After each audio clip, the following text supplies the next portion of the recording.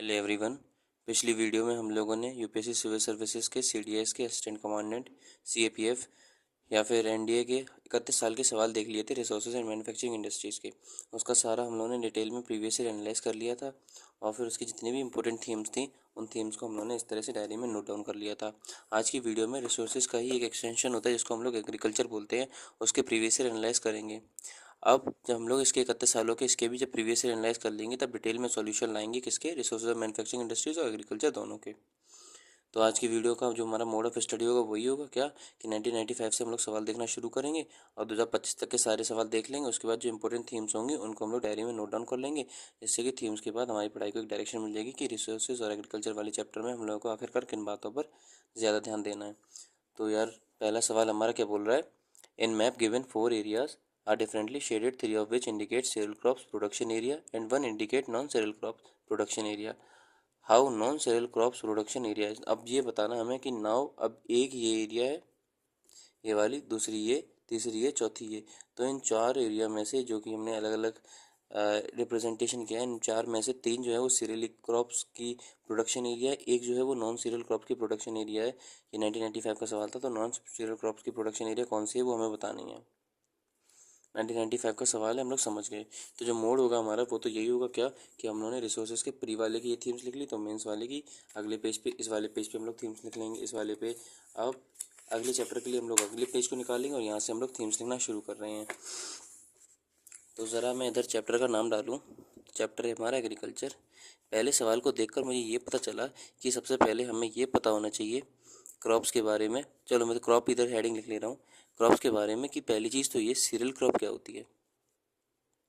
सबसे पहले तो ये सवाल आता है सीरियल क्रॉप क्या होता है और नॉन सीरियल क्रॉप क्या होता है।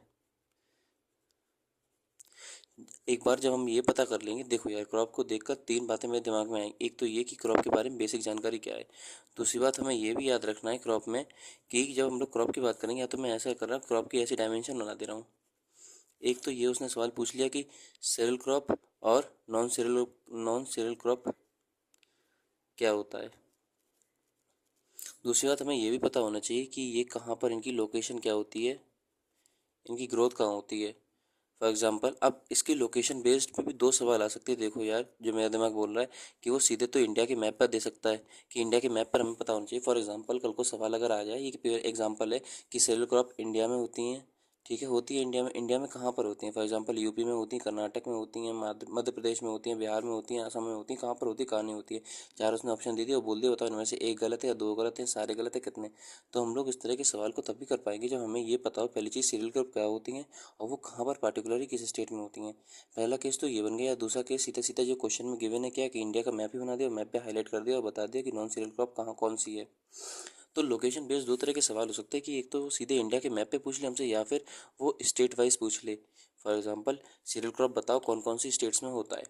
यूपी में होता है, बिहार में होता है, वेस्ट बंगाल में होता है, उड़ीसा में होता है, कहाँ होता है कहाँ नहीं होता। तो हमें दोनों बातें पता होनी चाहिए। लोकेशन बेस्ड में इंडिया का मैप भी पता होना चाहिए कि इंडिया के मैप में कौन सी फसल कहाँ हो रही, और स्टेट वाइज भी हमें लोकेशन पता होनी चाहिए। ठीक है जी मेरे भाई। तो cereal crop non cereal crop हम लोगों को देखनी है। अगला अगर हम लोग सवाल पे चलते हैं तो coffee cultivation in Sri Lanka was abandoned because of disease.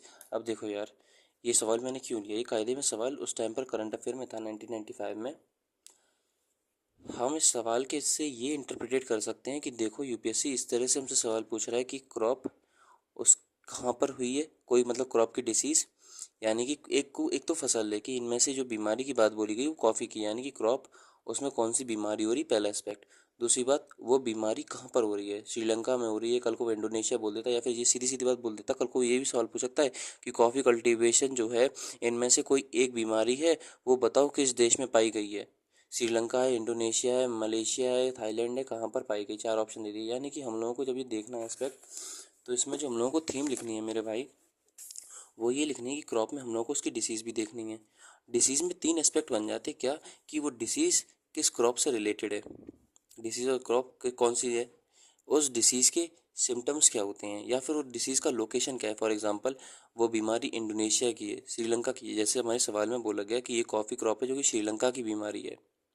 अब ये श्रीलंका की बीमारी, यानी कि सवाल में हमसे दो बातें कही, एक तो बीमारी की बात बोलेगी कि देखो कॉफ़ी में बीमारी लग रही है, वो सवाल में हमसे ये भी पूछ सकता था कि ये बीमारी किस फसल की होती है। तो फसल यानी कि पहला सवाल तो ये बन गया कि बीमारी और फसल बताओ।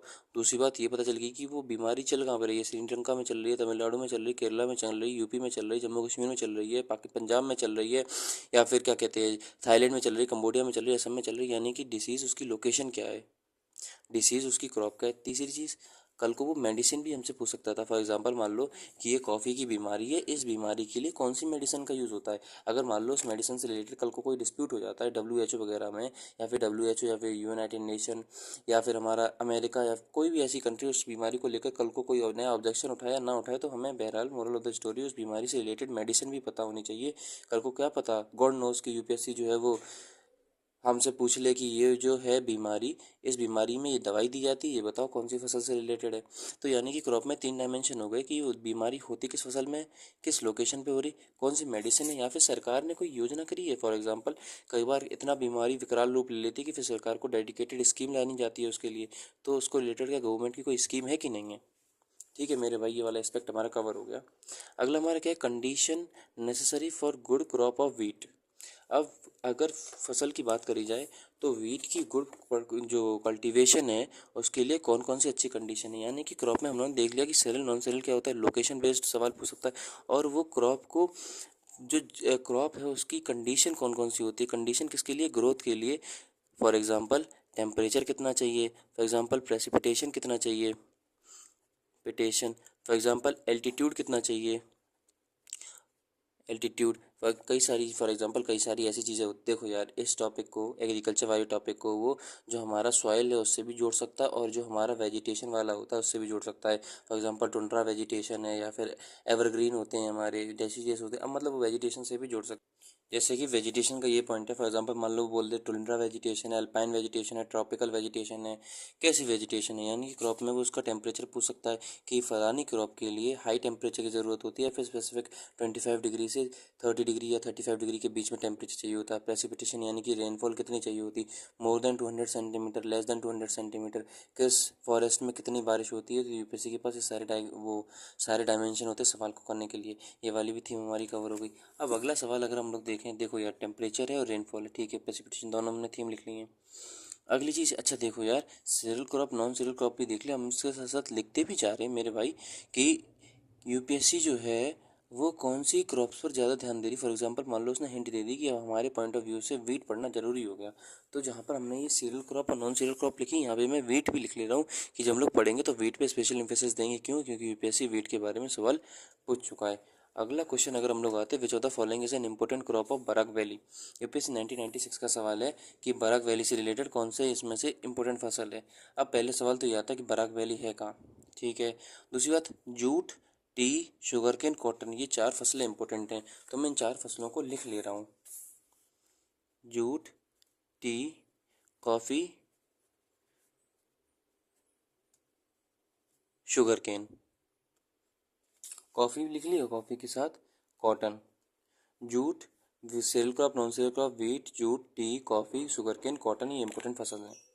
हम लोग यहाँ पर नहीं रुकेंगे। अगर ज़रा हम लोग थोड़ा अपडेट करें अपने आप को, तो UPSC ने सिंपल चीज़ हमसे पूछ ली कि बराक वैली में कौन सी फसल होती है, ठीक है, सवाल का जवाब दे देंगे, आगे बढ़ेंगे। लेकिन ज़रा अगर मेरी तरह अगर सोचा जाए तो और हम लोग क्या सोच सकते हैं मेरे भाई, कि अकेले बराक वैली थोड़ी ना इंडिया में, नर्मदा वैली भी तो है, कांगड़ा वैली भी तो है, कश्मीर वैली भी तो है, कुल्लू वैली भी तो है। कल को अगर आप लोगों ने थोड़ा ध्यान से सवाल सुने होंगे पहले, तो फिजियोग्राफी वगैरह वाले चैप्टर में भी हम लोगों ने एक सवाल देखा था, क्या, करेवा वाला। करेवा क्या होता है, ठीक है, वो अलग चीज़ है। दूसरी चीज़ ज़ाफ़रान वाला, कि ज़ाफ़रान जो होते हैं वो कश्मीर वैली में पाए जाते कि नहीं पाए जाते। तो सैफ़रॉन जो होती है उसको ज़ाफ़रान बोला जाता है, ज़ाफ़रान का कल्टीवेशन उसमें होता है कश्मीर वैली में। अब ये 1996 में सवाल आया था कि बराक वैली में कौन सी फसल होती है, और तकरीबन 3 से 4 बार वो या तो ज़ाफ़रान से सीधे सवाल पूछता है या फिर कश्मीर वैली से सवाल पूछता है कि कश्मीर वैली में किसकी कल्टीवेशन होती है। तो अगर सवाल को देखा जाए तो मैंने ये चीज़ पाई कि 1996 का सवाल रिसेंट 2000 ईयर्स में भी पूछा गया है, मतलब ये 2000 में चल रही है, इसमें भी पूछा जा चुका है UPSC ज़ाफ़रान से रिलेटेड, ठीक है, हमें समझ में आया, यानी कि जो वैली है, वैली में कौन सी इंपॉर्टेंट फसल हो रही है वो हमें पता होना चाहिए। यानी कि जो कोई अगर फॉर एग्जांपल लोकेशन है या फिर स्टेट वाइज या फिर लोकेशन में हम लोग वैली भी देख रहे हैं कि वैली में इंपॉर्टेंट हमारी हो जाती है theme UPSC point of view से। अगला अगर हमारा सवाल देखा जाए, which of the following pair of a state is which of the following pair of states and their important crops are correctly match. Kerala में ये टेपियोका होती है, वेस्ट बंगाल में जूट होता है, महाराष्ट्र में कॉटन होता है और फिर गुजरात में ग्राउंडनट होता है। यूपीएससी 1996 का सवाल है, यानी कि कुछ नहीं, लोकेशन उनकी क्रॉप्स। तो ज़रा मेरे भाई हम लोग देखें कि लोकेशन और क्रॉप्स की हम लोग लोकेशन पहले ही थीम कवर कर चुके, क्रॉप उनकी लोकेशन, ठीक है। हम लोग यहाँ नहीं रुकेंगे, यानी कि वह कायदे में थीम हमारी कवर है, हम लोग नहीं सरप्राइज हुए। ये फसल देखो, कॉटन थीम हम लोग लिख चुके हैं, जूट थीम लिख चुके हैं, ग्राउंडनट थीम लिखी नहीं तो थीम लिख रही है। यानी कि हमें इतना तो समझ में आया कि अगर केवल केवल ऑप्शन वाली भी फसलें हम लोग देख लें, जैसे हम लोगों ने लिखी थी पहले, ये पहले हम लोग लिख चुके थे, तो इसका मतलब क्या हो जाता है कि ऑप्शन वाली फसलों लिखने से भी हमें ये बता जाता है कि कौन सी फसल यूपीएससी पॉइंट ऑफ व्यू से इंपॉर्टेंट है हमारी। देखो यार, कई बार क्या होता है, प्रीवियस ईयर एनालाइज के नाम पे लोग उसको सीधे कर लेंगे खट, ये इसका आंसर, ये इसका आंसर, ऐसे नहीं होता है। ठीक है, आप लोग ज़्यादा जानते होगे, तो बहरहाल हम लोग और देखते हैं कि यानी कि ये तो हम लोगों ने देख लिया। अब ये हमारी ग्राउंडनट भी इंपॉर्टेंट हो गई, और फिर ये टेपियोका जो है ये क्या होता है क्या नहीं होता है, हम लोग जब इसका सॉल्यूशन देखेंगे तब आराम से देखेंगे। यानी कि ये हमें और क्रॉप्स मिल गई। अगला हमारा क्या बोल रहा है क्वेश्चन, कि विच of the following area of India produces largest amount of cotton. Cotton देखो, कॉटन इधर थी, फिर कॉटन पिछले वाले ऑप्शन में भी थी, कॉटन उससे पिछले वाले ऑप्शन में भी थी, यानी कि cotton UPSC point of view से कैसी है, इंपॉर्टेंट फसल है। अब उसने डायरेक्ट सवाल बोल दिया कि इंडिया में कॉटन, मतलब वही बात है। देखो यार, जो मैंने आपको हिंट दी थी कि या तो वो स्टेट वाइज या फिर लोकेशन वाइज हमसे क्रॉप्स पूछ सकता है, या फिर इंडिया के मैप पे हमसे क्रॉप के बारे में पूछ सकता है, उसने देखो जो मैंने इंटरप्रिटेट किया था वो यूपीएससी उस हिसाब से, यानी कि अब मैं यूपीएससी की डायरेक्शन में थिंकिंग में करने लगा हूँ। इसका मतलब मैं यूपीएससी को डिकोड करने में सक्षम हो गया हूँ। और इसका मतलब आप लोग देख रहे हो तो आप लोग भी सक्षम हो गए कि यूपीएससी का पॉइंट ऑफ थॉट क्या है, यूपीएससी किस तरह से सोच रहा है। अगर कल को वो ये पूछ सकता तो ये भी पूछ सकता, तो बातें बहुत हो गई, चल रही हैं आगे। तो यानी कि यूपीएससी में सवाल में कॉटन से रिलेटेड क्या पूछेगा कि कॉटन की स्पेसिफिकली रीजन बताओ। अगर कल को उसने कॉटन की रीजन पूछी तो सॉइल भी तो पूछ सकता है मेरे भाई। यानी कि अगर हम लोग क्रॉप में अगर उसकी सॉइल वाला एंगल भी जोड़ दें, अगर फॉर एग्जाम्पल, कितनी बार ये बतेरों बार आपको पता होगा, मुझे पता है आपके दिमाग में क्या आया होगा कि कॉटन जो होती है वो ब्लैक सॉइल या फिर रेगुलर सॉइल में होती है। अब देखा, कॉटन को और उसकी सॉइल को जोड़ दिया हमने, ठीक है। अब दूसरी बात हम लोग इसमें क्या जोड़ सकते हैं, लोमी सॉइल है, एलुवियल सॉइल है, कॉटन सॉइल है, ब्लैक सॉइल है, रेड सॉइल है। कॉटन वाली जो ब्लैक सॉइल होती है, रेड सॉइल है, येलो सॉइल है। इन सॉइलों में किसकी ज़्यादा पैदावार होती है, पहली चीज़। और दूसरी चीज़ ये, अगर सॉइल में एक और चीज़ जोड़ी जाए कि किस सॉइल में कौन से न्यूट्रिएंट्स पाए जाते हैं, ये भी हमारे पॉइंट ऑफ व्यू से कैसा हो गया, इंपॉर्टेंट हो गया। Which one of the following is cultivated by transplanting seedlings. UPSC 1997 का सवाल है। और देखो यार, क्रॉप्स और उनकी कंडीशन या फिर एक स्पेशल कैरेक्टरिस्टिक्स। अब ये ट्रांसप्लांटिंग क्या होता है, जब हम लोग इसके सॉल्यूशन को देखेंगे तब देखेंगे। बहरहाल क्रॉप और उनकी कोई स्पेशल कैरेक्टरिस्टिक होती है कि नहीं, मतलब उनका जो मोड ऑफ ग्रोथ या फिर मोड ऑफ प्लांटेशन क्या होता है क्या नहीं, हम लोगों को ध्यान रखना है।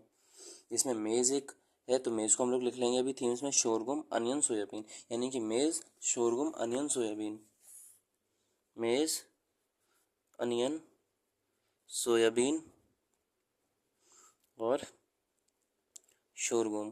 ठीक है, हम लोगों ने सारी थीम से लिख दी। अगला हमारा क्या मैच करना है, क्रॉप्स और उनकी geographical condition. Barley, rice, millet, T. देखो यार, barley, rice, millet, T. Barley, rice. अब मिलेट जो है वो हॉट टॉपिक है, क्यों, क्योंकि गवर्नमेंट ऑफ इंडिया का हाल फिलहाल में, और गवर्नमेंट का जो कि हाल फिलहाल में मिलेट्स को लेकर बहुत ज़्यादा इन्फ्लुएंस या फिर बहुत ज़्यादा फोकस बढ़ गया। क्यों, क्योंकि मिलेट्स कैसे होते हैं, बहुत ज़्यादा हेल्दी होते हैं। तो बार्ली हो गया, मिलेट हो गया, हेल्दी, राइस या फिर टी, टी वाली हम लोग थीम लिख चुके हैं, यानी कि 3 और हमें फसल मिल गई जिनको हमें पढ़ना है। पहली चीज़ तो ये, दूसरी चीज़ ये देखो, अगर बार्ले से रिलेटेड उन्होंने जोग्राफिकल कंडीशन पूछ ली, जो कि हमारी थीम कैसी है मेरे भाई, कवर है। आज की वीडियो लंबी हो रही है, अपलोड करने में मेरे को दिक्कत होगी। भले ही हम लोगों ने 8 सवाल देखे, लेकिन 8 सवालों को पूरा कर लिया है और बहुत सारी हम लोगों ने थीम्स भी लिख ली हैं। उम्मीद करता हूँ कि आप लोगों को काम सही लग रहा होगा। अगर कोई आपका सजेशन है तो ज़रूर मुझे कमेंट में बताना, मैं सारी कमेंट्स देखता हूँ। कोई अगर आपको एक्स्ट्रा थीम मिल गई हो सवालों में जो मैं ऑब्जर्व ना कर पाऊँ तो आप मुझे ज़रूर बताना। अगली वीडियो में मिलेंगे मेरे भाई। टिल देन, जय हिंद, जय भारत।